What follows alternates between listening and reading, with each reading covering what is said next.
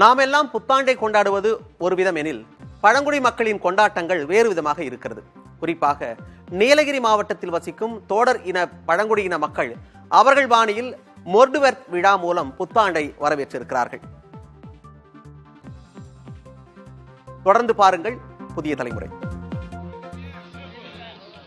நீலகிரி மாவட்டம் உதகையில் தோடர் பழங்குடியின மக்கள் உதகை, கோத்தகிரி, குன்னூர், குந்தா உள்ளிட்ட சுற்றுவட்டார பகுதிகளில் உள்ள அடர்ந்த வனப்பகுதிகளை ஒட்டியுள்ள மந்து எனப்படும் 67 கிராமங்களில் தனி கலாச்சாரத்துடன் வாழ்ந்து வருகின்றனர்.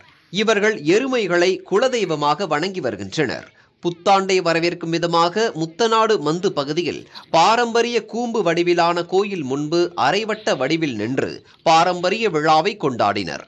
67 மந்து பகுதியில் இருந்து வந்த தோடர் இன ஆண்கள் பாரம்பரிய உடை அணிந்து பாடல்கள் பாடியவாறே முத்தநாடு மந்துக்கு வந்தனர்.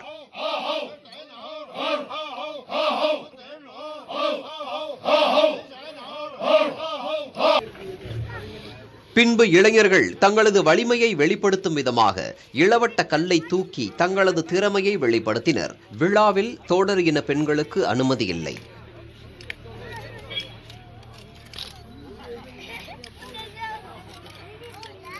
தோடர் இன மக்கள் 1500 பேர் மட்டுமே வாழ்ந்து வரும் நிலையில் தங்களது குளம் பெருகவும் எருமைகள் விவசாயம் செழிக்கவும் உலக மக்கள் நன்மை பெற வேண்டி புத்தாண்டை வரவேற்கும் விதமாக இந்த மொர்டுவெர்த் விழாவை கொண்டாடி மகிழ்ந்தனர். புதிய தலைமுறைக்காக செய்தியாளர் ஜான்சன்.